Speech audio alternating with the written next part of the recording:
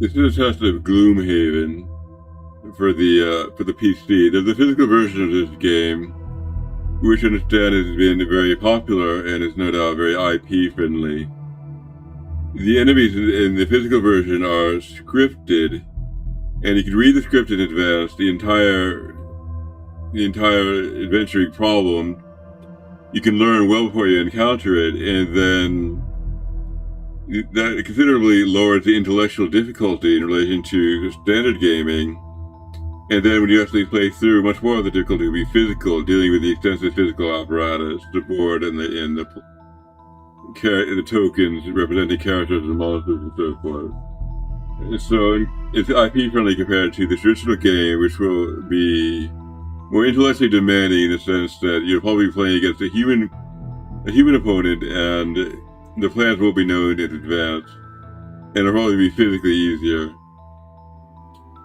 So this could be the chip gaming for the new age, if it proves to be very popular indeed. But there's a digital version of this which is maybe closer to the traditional format in the sense that it lowers the physical difficulty and no doubt raises it intellectually. And this is what I'm going to be exploring today, the digital version of Gloomhaven.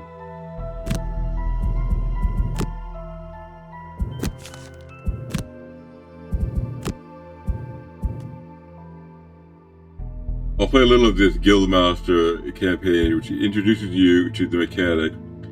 I don't believe it's serious about actual adventuring, but we'll leave that out for now. It falls outside the scope of our test.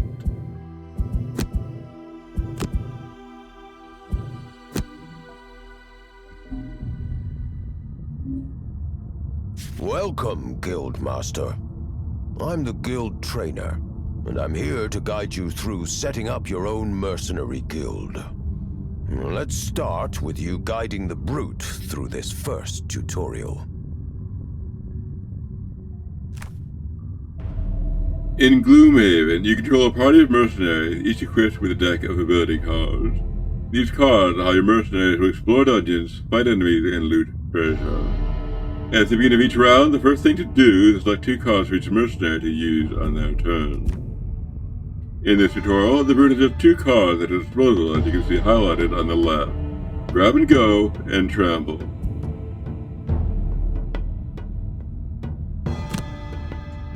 See how the question mark next to the brute's portrait at the top of the screen has changed into a number. This shows his initiative. The number next to the first card you select determines the character's initiative for the round. The lower the number, the earlier in the round the character will act. So assuming these numbers vary between, say, 1 and 100, 72 means I act about 3/4 of the way through the turn.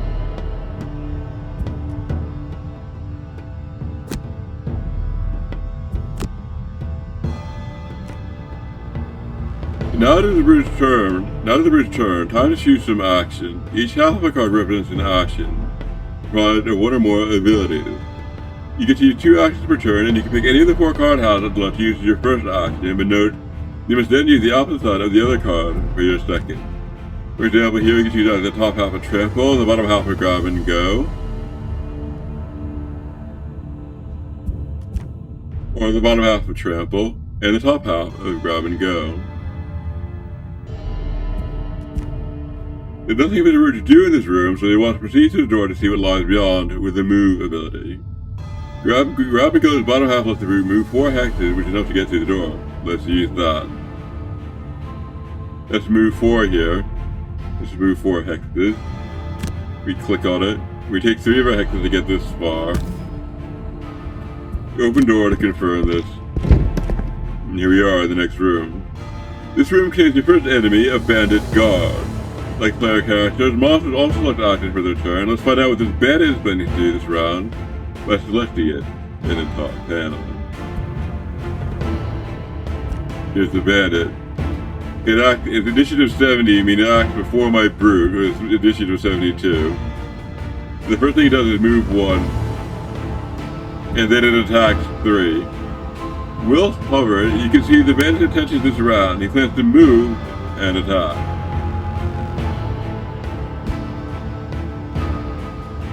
So we're going to complete our move. We're walking the final hex. Now they finish using grab and go for the turn, it is discarded and no longer usable to return it to hand via resting. More of that later. For now, time to attack. Okay, we have 2 moves, we have 2 moves a turn. We use the first one to move, that's the bottom half of grab and go. They use the second move to play the top half of trample.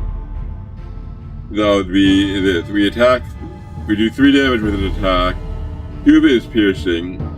Here, a pierce X attack effect allows up to X points of target's shield bonus to be ignored for the attack. So if he reduces the damage by Y because of his shield, he actually reduces it by Y minus 2 because of my piercing advantage. So click on this. Click on this guy to make him the target. I confirm. My brute attacks.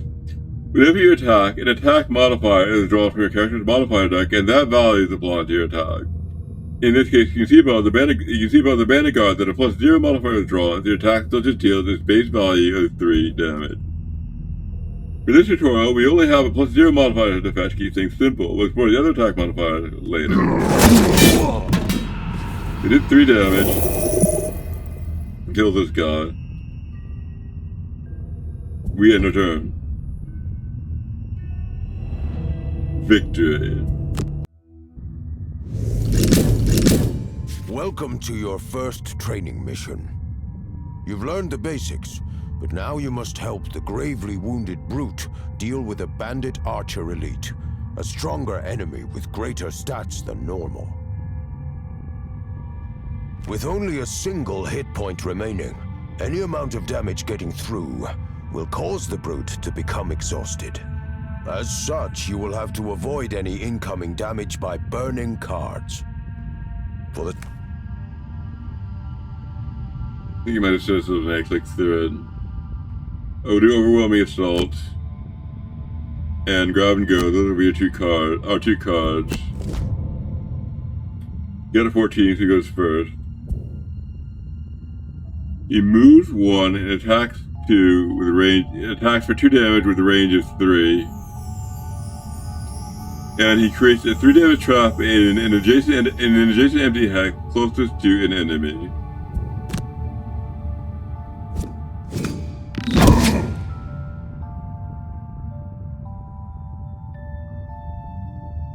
I can't take any damage, and I skipped through the screen to explain it, so I'm just gonna guess.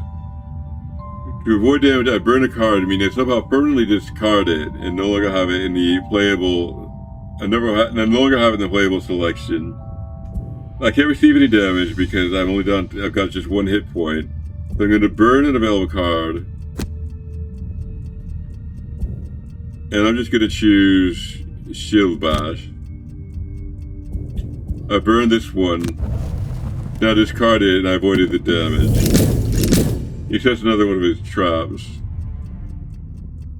Now it's my turn. I'm going to do this one. I see this burn icon here. Burn. You notice that this card will not go to the discarded pile after use it, but rather to the burn pile, for which cards cannot be recovered by resting, but can be by certain recover abilities. Okay, so once it's gone for the scenario. But it does a tremendous amount of damage. 6 damage. And this 2 thing means I think it gives me a bit of experience. So I'm just gonna hit him with this. And I don't think he has any armor. I confirm. I kill him. Overwhelming Assault is a powerful card, but such power comes at a cost. Actions like Overwhelming Assault's top half, with the flaming card icon in the corner, cause the card to be burned once used, meaning you can't use it again in this scenario. Time to grab that gold.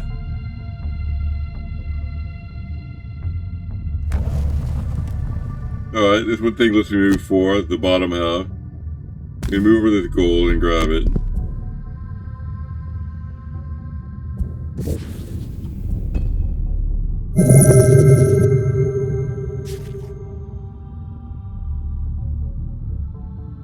Good job. As you can see, you can use only part of your action and skip the remaining part if you don't want to use them.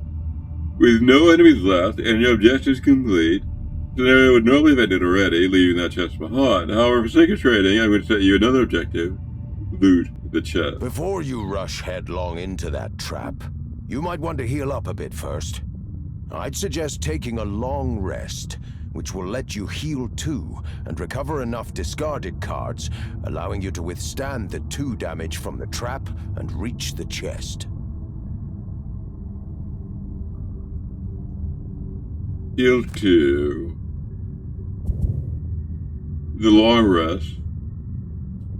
Burn 1 discarded card to recover all other discarded cards.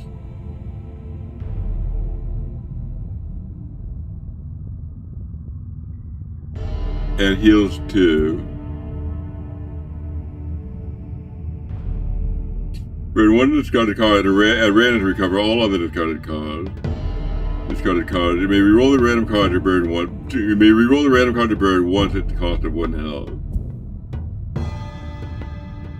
Okay, I think we have a discarded section and a burn section.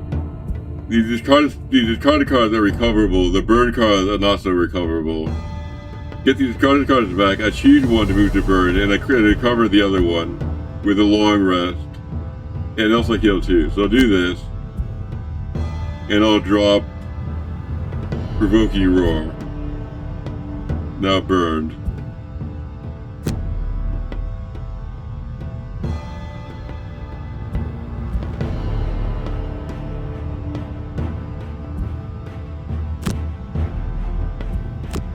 From the long rest, a burn Provoking Roar.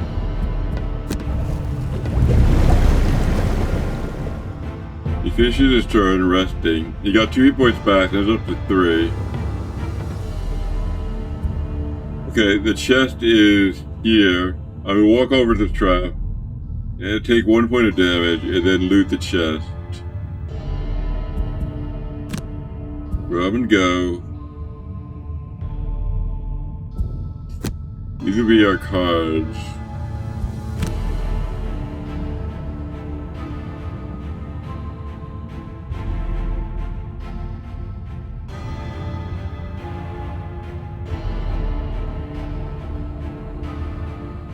I'm gonna use this thing to move to.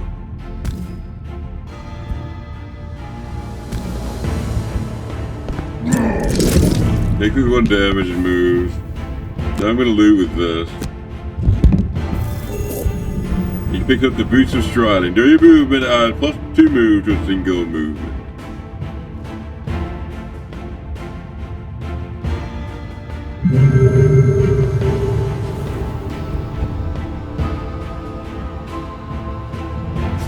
Victory. Those Boots of Striding will come in handy next time you need a little extra mobility. Right, on to the next part of your training. Return to the map. So, you've learned about the basic attack and move abilities, but this time we're going to use some abilities with additional effects. Okay, I'm done with my test. It's meant to be short. This is not a real playthrough, so I'm gonna quit now.